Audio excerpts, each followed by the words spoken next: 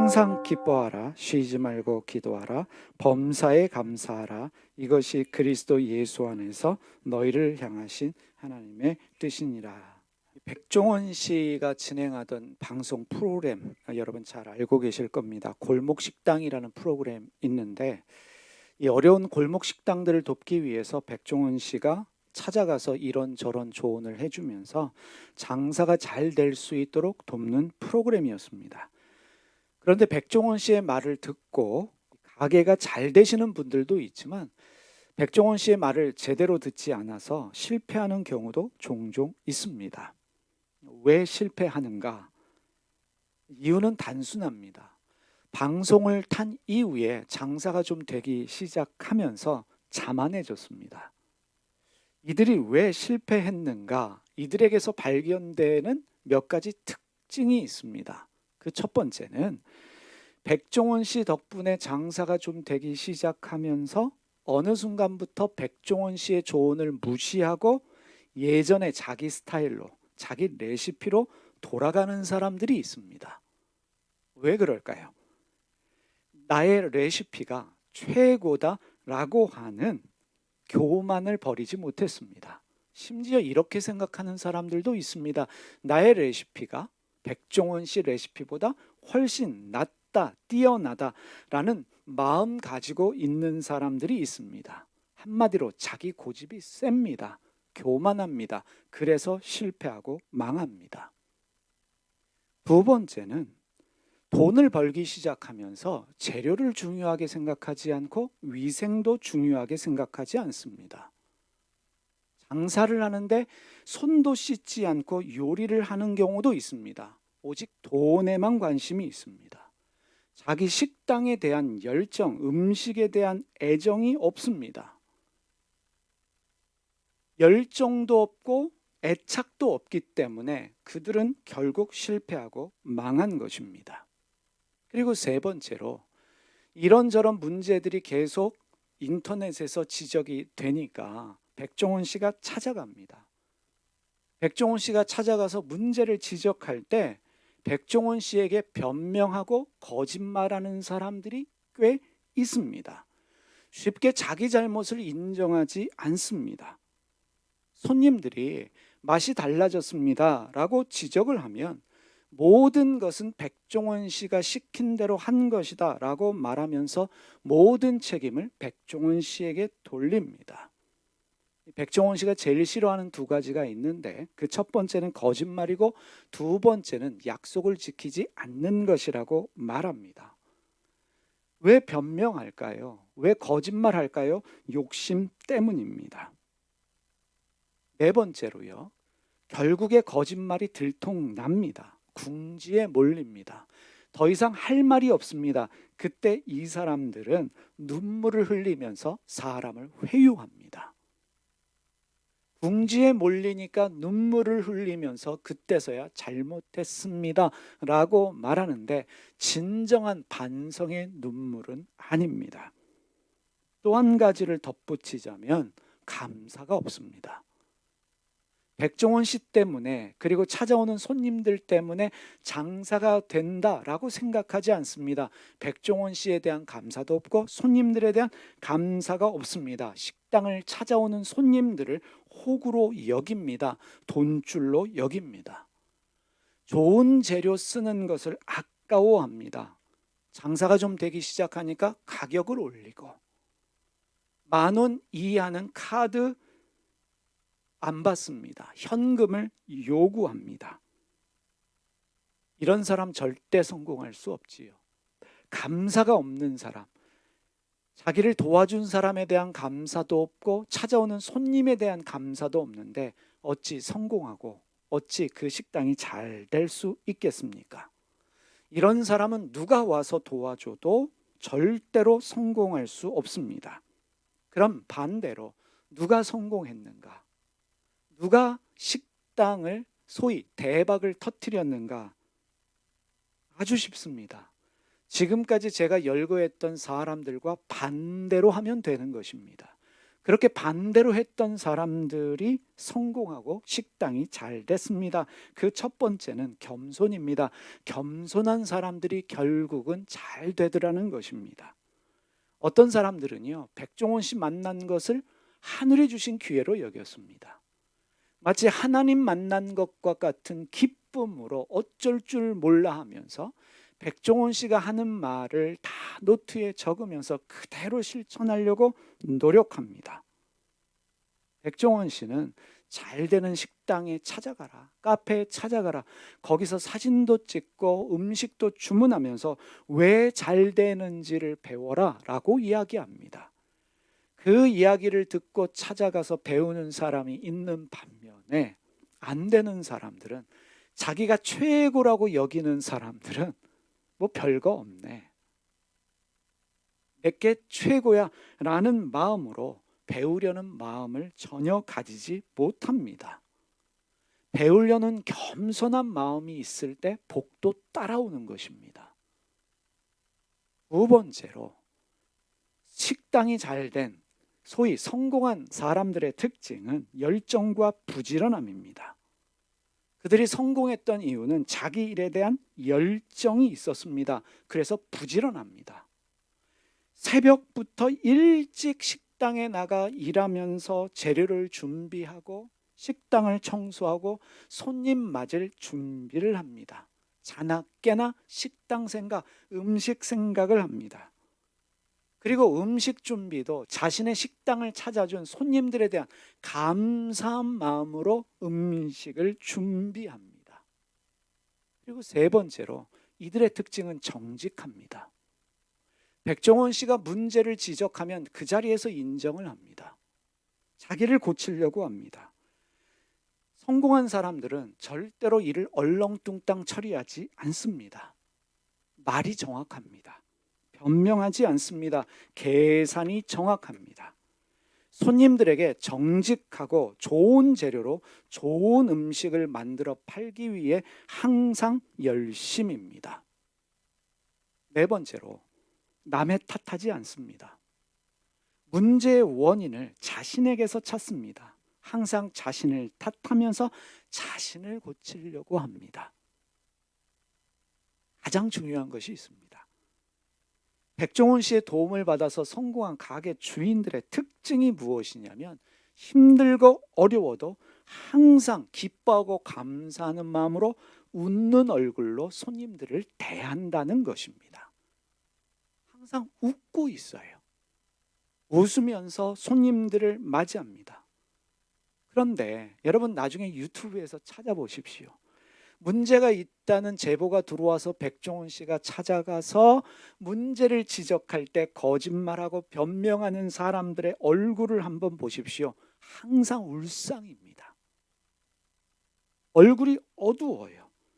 힘들고 어려우면 손님들을 울상으로 맞이합니다. 여러분, 울상은 오는 복도 달아나게 만드는 얼굴입니다.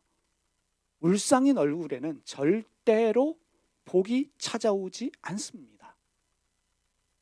영국의 글래스고 대학교 연구팀이 발표한 연구 논문이 있습니다. 어떤 논문을 발표했냐면, 얼굴 모양이 부와 가난을 결정한다는 논문입니다. 한국의 관상학자가 이런 이야기했으면 미신이야 라고 치부할 텐데, 서양의 과학자들이 사람들의 얼굴을 보면서 내놓은 결론이 얼굴 모양이 결국은 부와 가난을 결정한다라고 하는 연구 논문입니다. 간단하게 말하면, 입꼬리가 위로 올라가 있어서 웃는 얼굴은 신뢰감, 정직함, 유능함을 보여주는 얼굴형이고, 이런 얼굴형을 가진 사람들이 대체로 성공하고 부를 소유한다라고 말합니다. 반면에 입꼬리가 아래로 처져 있죠. 그리고 항상 울상인 사람들, 피부색이 어둡고 차가워 보이는 사람들은 대체로 무능과 불신함을 보여주는 얼굴형이고, 이런 사람들은 실패하고 가난하게 산다라고 말합니다. 한국의 관상학자의 말이 아니라 서양의 학자들이 연구해서 발표한 논문입니다. 우리 옛 어른들이 이런 말씀하셨습니다. 웃으면 복이 온다. 맞는 말입니다. 과학적인 말입니다. 틀린 말이 아닙니다. 여러분 잘 알고 계시겠지만 대기업 총수들이 인재를 등용할 때 관상을 보고 뽑는다라고 하는 것은 우리가 잘 알고 있는 이야기입니다. 왜 관상을 보고 뽑을까? 미신적인 이유가 아닙니다. 나름대로 근거가 있기 때문에 그 사람의 얼굴을 보고 사람을 뽑는 것입니다. 여러분 성격과 기질이 바뀌어야 인생이 바뀝니다. 성격과 기질이 바뀌어야 하나님이 주시는 복도 받을 수 있고 성격과 기질이 바뀌어야 인생도 풀립니다. 근데 문제는 여기에 있습니다. 사람은 쉽게 변하지 않습니다. 성격과 기질이 바뀌어야 되는데 사람은 쉽게 변하지 않아요. 그래서 나온 말이 사람은 고쳐 쓰는 게 아니다 라는 말이 있습니다. 사람은 쉽게 변하지 않는다. 그래서 나온 말 중에 하나가 3살 버릇 80까지 간다. 새 버릇 개 못 준다 라는 말이 생겨날 정도입니다. 여러분 이 사건 알고 계실지 모르겠지만 1974년도에 고등학교 2학년의 나이로 사람을 죽여 무기수가 된 전용술이라는 사람이 있습니다. 어린 나이에 자기가 좋아하는 여자 쫓아다니다가 뜻대로 안 되니까 죽여버렸어요. 그래서 무기징역을 언도받았습니다.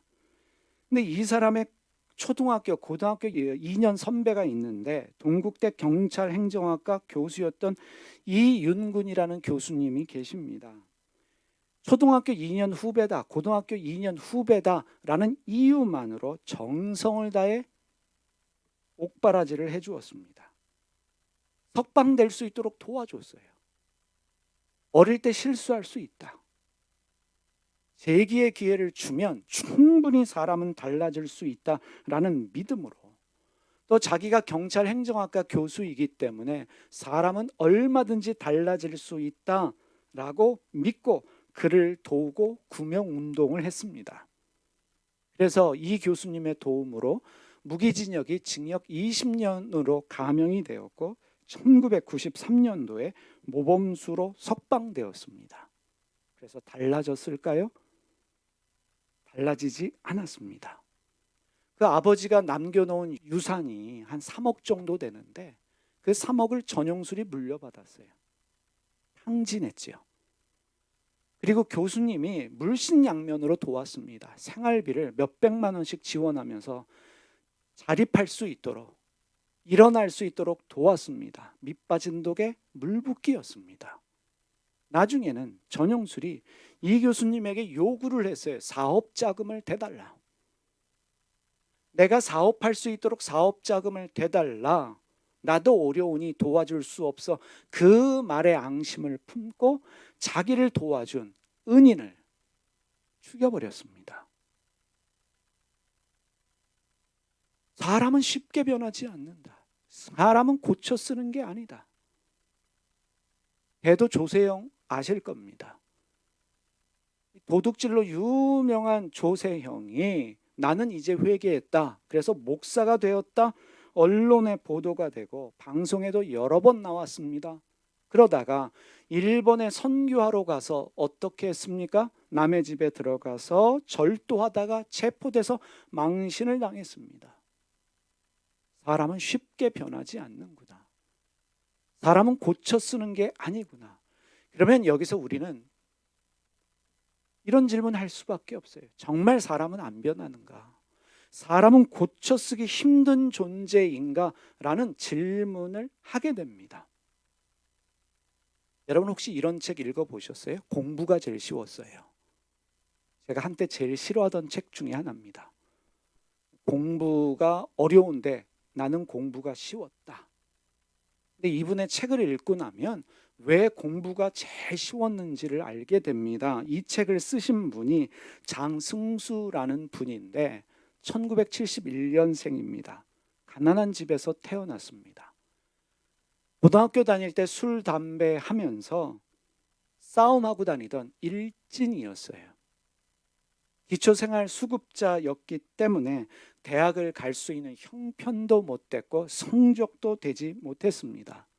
그래서 포크레인 운전을 배우고 저녁에는 오토바이 타고 배달 일을 하면서 늦은 시간이 되면 폭주족으로 살아갔어요. 그러다가 어느 날 오토바이 사고가 나서 응급실에 실려갔지요. 응급실에 실려갔는데 의사가 이런 말을 했습니다. 너 별로 안 다친 것 같은데 아프지 않으면 나가. 라는 말을 듣고 순간 서러움이 몰려오더라는 것입니다. 너 아프지 않으면 나가 라는 말을 듣는데 그렇게 서러움을 느끼고 그때야 비로소 나도 대학 가고 싶다라는 생각을 하게 되었습니다. 단순한 생각이 아니라 나도 대학 가야지. 그 마음을 가지고 그때부터 대학이라는 목표를 가지고 공부를 하는데 배달 일을 하면서 택시기사 일을 하면서 노가다를 하면서 공부를 했습니다. 자기가 할 일이 생겼기 때문에 그 일 때문에 돈을 벌고 밤낮으로 열심히 일하고 남은 시간에 공부를 했어요. 기적 같은 일이 벌어졌습니다. 25 나이에 서울대 법대 수석으로 합격을 했습니다. 사람은 바뀔 수 있습니다. 장승수 씨가 지금도 이름 있는 변호사로 활동하고 있는데 이분이 얘기하는 게 이거예요. 사람은 바뀔 수 있다. 사람의 성격도 바꿀 수 있고 기질도 바꿀 수 있다. 실패한 인생도 성공한 인생으로 바뀔 수 있다라고 말합니다. 그러면 장승수 씨는 어떻게 자기의 습관, 기질을 바꿀 수 있었을까? 인생을 역전한 비결이 무엇일까? 바로 고난의 순간에 자기가 무시를 당하고 서러움을 당하는 그 순간에 자기의 인생의 분명한 목표를 정했고 그 목표를 향해 무작정 달려갔다는 것입니다. 누구 원망할 시간도 없고 누구 미워할 시간도 없고 최선을 다했다는 것입니다. 의지할 사람이 없었기 때문에 돈 대줄 사람이 없었기 때문에 자기가 노가다까지 해가면서 공부했지만 목표가 있었기 때문에 힘든 일이 힘들게 느껴지지 않았다는 것입니다. 하다 보니까 세상에서 제일 쉬운 것이 공부였더라. 그래서 공부가 제일 쉬웠어요. 그게 책 제목입니다. 나중에 여러분들이 인터넷에서 장승수 변호사 쳐보십시오. 이분 항상 얼굴이 입꼬리가 위로 올라가 웃는 얼굴입니다. 웃고 다녀요. 여러분 같은 상황에서도 내가 어떤 생각, 어떤 결정을 하느냐는 중요합니다. 똑같은 상황에서도 응급실에 들어갔는데 의사가 나를 무시해 그 상황에서 의사에게 보복하려는 사람 아니면 좌절하는 사람 반면에 나도 대학 가야지 나도 공부해야지 여기서 인생이 갈라지는 것입니다. 목표가 생겼으면 달려가는 게 중요합니다. 그래서 장승수 씨가 강조하는 게 관성의 법칙입니다. 관성의 법칙이 무엇이냐면 목표가 생기면 꾸준하게 하라는 것입니다. 그러면 매일 반복하다 보면 관성이 붙어서 다시 말하면 속도가 붙어서 그것이 나의 새로운 습관, 기질이 만들어진다는 것입니다. 습관은 누가 만드는 거예요? 내가 만드는 거예요. 기질은 내가 만드는 것입니다.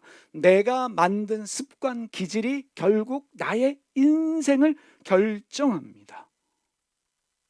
성공과 실패는 내가 만들어낸 습관과 기질이 결정하기 때문에 만약에 나에게 잘못된 습관이 있다면, 잘못된 기질이 있다면 미워해야 합니다. 버려야 합니다. 결별해야 합니다. 쫓아내려는 싸움이 있어야 합니다. 여기서 인생이 결정되어집니다. 매사에 남 의지하고 원망하고 거짓말하고 변명하는 삶으로 일관하면 이미 내 삶 안에 굳어진 습관과 기질이기 때문에 그 사람의 인생은 절대로 바뀌지 않습니다. 하나님이 우리의 인생을 역전시켜 주시기 위해서 우리에게 허락하시는 것이 바로 고난입니다. 왜 고난을 허락하시는가? 역전의 기회이면서 나의 잘못된 습관 기질을 바꿀 수 있는 기회로 하나님이 고난을 허락해 주신 것입니다. 시편 119편 71편 우리가 잘 아는 말씀입니다. 함께 읽어볼까요? 고난당한 것이 내게 유익이라 이로 말미암아 내가 주의 율례들을 배우게 되었나이다. 가만히 생각해 보십시오. 고난이 왜 유익일까? 고난당한다고 모든 사람이 유익을 경험하지 않습니다. 고난을 당해서 오히려 인생을 역전하는 사람도 있지만 고난당하면서 인생을 망하는 사람도 있습니다. 고난이 내게 유익이라 수학의 공식이 아닙니다. 여긴 조건이 붙어 있습니다. 고난을 통해서 나를 바꾸어야만, 고난을 통해서 나의 기질과 습관이 바뀌어야만 내게 유익이 되는 것입니다. 고난이 기회가 되려면, 내 인생의 터닝 포인트가 되려면 비워내야 합니다. 비워내는 게 뭐냐? 비워내는 것은 나의 잘못된 습관 기질을 인식하고 그것을 버리는 것입니다. 사람에 대한 원망이 있다면 그것을 버리고, 남을 탓하는 습관이 있다면 그것을 버리고, 미움을 버리고, 거짓말의 습관이 있다면 그것을 버리고, 잘못된 것에 길들어진 나와 싸워야 합니다. 아브라함이 이집트로 내려갈 때 자기 부인을 누이라고 속였어요. 거짓말했지요. 아브라함에게 거짓말의 습관이 있다는 거예요. 위기의 순간에 거짓말하던 아브라함이 결국 거짓말 때문에 고난을 당합니다. 자기 아내를 바로에게 빼앗겨요. 그 빼앗기는 동안 아브라함이 무엇을 했을까? 여러분 생각해 보십시오. 철저한 자기 반성과 자기 회개, 나의 거짓말을 버려야 한다. 그러한 시간이 있었기 때문에 하나님 주시는 은혜를 경험하는 것입니다. 거짓말하는 자에게도 하나님이 복을 내리신다가 아니라 그 고난을 통해서, 그 힘든 시간을 통해서 아브라함이 무엇을 했을까? 나를 비워냈기 때문에, 나의 잘못된 습관을 버렸기 때문에 하나님 주시는 은혜를 경험하는 것입니다. 이삭이 운물 때문에 사람들과 분쟁해요. 싸움이 일어났다는 것은 분명 이삭에게 닥친 고난입니다. 하지만 이삭은 그때마다 사람들과 싸우지를 않았어요. 싸움을 포기했습니다. 왜요? 욕심을 버렸기 때문입니다. 고난이 닥칠 때마다, 어려움이 닥칠 때마다 이삭은 계속적으로 자기를 비워냈고, 하나님은 그런 이삭에게 새로운 운물을 주셨을 뿐만 아니라 놀라운 번영과 번성을 주셨다는 것입니다. 성경 인물 중에 가장 고난 많이 받은 사람 중에 한 사람이 야곱입니다. 삼촌 라반의 집에서 20년 동안 무임금 노동을 했습니다. 20년의 무임금을 통해서 잔머리 굴리고 남을 속이고 거짓말하는 자기의 내면을 들여다보고 그러한 것들을 버려야 했습니다. 그런 시간으로 하나님이 야곱에게 고난을 허락하신 것입니다. 그럼에도 불구하고 이후에 야곱의 인생이 편했을까? 환도뼈가 부러지는 등 말년에는 내가 험악한 세월을 살았다고 고백할 수밖에 없는 여러 가지 고난을 당했습니다. 왜 그럴까요? 그만큼 버려야 할 것이 많았기 때문입니다. 버릴 때 하나님 주시는 복이 있습니다. 요셉의 고난의 이유도 간단합니다. 하나님이 쓰시려면 겸손해야 합니다. 하나님이 쓰시려면 다른 사람을 배려할 줄 알고 섬겨야 합니다. 마음속에 원망과 미움이 없어야 합니다. 그것을 버리는데, 그것을 처리하는데 13년의 노예와 감옥살이가 필요했다는 이야기입니다. 모세는 40년 동안 광야에서 다루심을 받았어요. 고난의 시간이지요. 광야가 어떤 장소입니까? 광야는 나를 비워내는 장소입니다. 그것이 광야가 가진 원어의 뜻입니다. 나를 비워내는 장소에서 철저히 40년 동안 자기를 비워낼 때, 다시 말하면 이전의 이집트 궁전에서 왕자로서 길들여진 습관과 기질들을 버려내고 밑바닥에서 사람들을 섬길 수 있는 습관과 기질이 만들어질 때 하나님이 비로소 쓰실 수 있는 것입니다. 다윗도 예외는 아닙니다. 하나님이 쓰시기로 작정한 다윗은 사울에게 쫓기며 광야에서 고난을 당했습니다. 버릴 것이 있었기 때문에 하나님이 광야로 불러들이셨습니다. 새로운 성격과 기질이 필요했기 때문에 하나님이 그를 광야로 불러들이신 것입니다. 그런데 이들에게는 공통점이 있습니다. 고난을 통해 존재혁명했다는 것입니다. 고난을 기회로 잡았습니다. 고난을 통해서 자기의 내면을 들여다보고 성찰하면서 자기의 잘못된 것들을 버리기 위해 부단히도 애를 썼기 때문에 하나님이 쓰실 수 있는 그릇이 됐다는 것입니다. 그래서 여러분, 고난이 닥쳤다면 나의 내면을 보아야 합니다. 고난이 내 삶에 들어올 때 나의 잘못된 습관은 무엇인가, 기질은 무엇인가 인식하십시오. 그리고 그것을 버려야 합니다. 그것을 바꾸기 위해 꾸준하게 노력해야 합니다. 속도를 내야 합니다.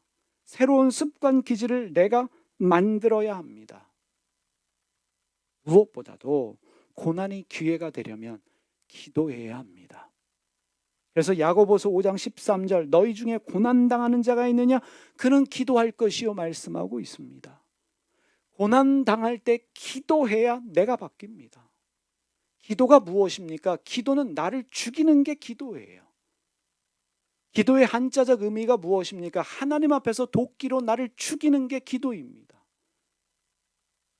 내가 죽어야 새로운 존재가 될 수 있습니다. 여러분, 우리는 종종 금식합니다. 왜 금식을 할까요? 금식하는 이유가 무엇인가? 이사야 58장 4절 말씀 함께 읽어보겠습니다. 보라, 너희가 금식하며 논쟁하며 다투며 악한 주먹으로 치는도다. 너희가 오늘 금식하는 것은 너희의 목소리를 상달하게 하려는 것이 아니니라. 금식은 부르짖어서 기도 응답받기 위해서 하는 것이 아닙니다. 쉽게 말하면 내가 밥 안 먹고 기도하니까 하나님이 기도를 들어주시겠지. 이것은 마치 어린아이가 엄마 나 밥 안 먹어 라고 하면서 쉬하는 것과 다를 바가 없습니다. 그것이 금식이 아니라는 것입니다. 금식이 무엇입니까? 이사야 58장 6절에서 7절 제가 읽겠습니다. 내가 기뻐하는 금식은 흉악의 결박을 풀어주며 멍에의 줄을 끌어주며 압제당하는 자를 자유하게 하며 모든 멍에를 꺾는 것이 아니겠느냐. 또 줄인 자에게 내 양식을 나누어 주며 유리하는 빈민을 집에 들이며 헐벗은 자를 보면 입히고 또 내 고륙을 피하여 스스로 숨지 아니하는 것이 아니겠느냐. 무슨 뜻입니까? 나의 욕심과 야망을 버리라는 것입니다. 더 가지려는, 지배하려는 욕심과 야망을 버리기 위해서 금식하는 것입니다. 금식은 나를 비워내는 것입니다. 사랑하는 여러분, 늦은 것은 아무것도 없습니다. 왜 우리 인생 말년에 하나님이 고난을 허락하실까? 이유는 단순합니다. 끝 좋은 인생을 만들어 주시기 위해서입니다. 인생은 시작도 중요하지만 끝은 더 중요합니다. 젊었을 때 어떻게 살았냐라는 것보다 더 중요한 것은 내 인생 말년에 어떻게 사는 것이 중요하다라고 말할 수 있는데, 하나님께서 우리 인생을 끝 좋은 인생을 만들어 주시기 위해서 인생 말년에 고난을 허락하십니다. 아브라함은 100살의 아이를 낳았습니다. 모세는 인생 말년이라고 할 수 있는 80세부터 하나님이 세우셔서 민족을 구하는 지도자로 쓰임을 받았습니다. 하나님이 인생 말년에 고난을 허락하신다면 이 고난을 기회로 잡으셔야 합니다. 말년에 고난당할 때 한 가지 유의하셔야 될 점이 있습니다. 절대로 과거에 연연해하지 마시기를 바랍니다. 내가 왕년에 라떼는 말이지, 이런 사람들은 백종원 씨가 말하더라고요. 다 실패하는 사람들의 특징이다. 예전에 강남에서 식당 할 때 안 되는 식당들 주인들 모여서 밥 먹는데 하나같이 하는 말이, 내가 왕년에 말이지, 과거를 버리지 못하는 사람은 절대로 다시 일어날 수 없다는 거예요. 모세가 내가 이집트 왕자였어 라는 사실에 연연해하면서 그 미련을 떨쳐버리지 못했다면 그는 절대로 쓰임을 받지 못했을 것입니다. 40년 동안 모세를 하나님이 다루신 이유 중에 하나는 과거를 버려라. 특히 말년에 고난당하면 제일 힘든 부분이 과거에 대한 회상이에요. 내가 젊었을 땐 잘 나갔는데. 그러나 이 고난을 주님의 뜻으로 받아들이고 과거를 잊고 나에게 주실 새로운 영광을 꿈꾸면서 고난을 통해서 철저히 나를 비우고 나 자신을 개혁해 간다면 이전보다 더 큰 영광으로 우리에게 허락하여 주실 것입니다. 그래서 말년에 고난 당하시는 분들이 있다면 나의 과거, 나의 교만, 나의 허영심, 얼렁뚱땅, 거짓말, 변명, 명예욕, 야망, 게으름, 욕심, 남을 의지하는 마음 속에 있는 미움, 부정적 생각 다 버려야 합니다.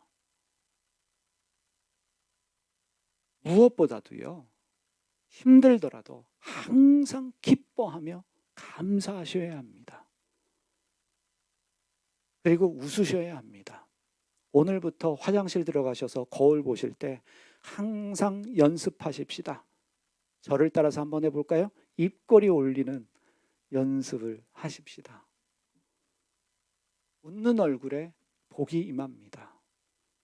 항상 웃는 연습하시면서 이래도 감사 저래도 감사하시면서 기뻐할 때에 우리에게 허락되어진 고난은 분명히 유익이 될 줄 믿습니다. 기도하겠습니다. 살아계신 하나님 아버지, 우리에게 허락하신 고난이 우리에게 유익이 되기 위해서 우리에게 필요한 것이 무엇인지를 깨닫습니다. 하나님, 기도하오니 이 인생 말년에 하나님이 허락하신 고난이 하나님의 뜻이라면 우리의 잘못되어진 기질과 습관들이 무엇인지를 깨닫게 하여 주시고 그 깨달음을 통해서 철저히 그것을 버리기 위해 싸울 수 있는 저희가 되게 하여 주시옵소서. 항상 남 탓하고 불평하고 원망하면서 울상으로 다니는 사람들이 아니라 이래도 감사 저래도 감사하면서 항상 내 탓이요 내 탓이요 고백하면서 자기 반성, 자기 성찰, 자기 개혁이 가능한 저희 모두가 되게 하여 주시기를 기도드립니다. 그러므로 말미암아 하나님 주시는 인생 역전을 경험할 수 있는 끝 좋은 인생이 될 수 있도록 저희와 함께하여 주시옵소서. 예수님의 이름으로 기도드립니다.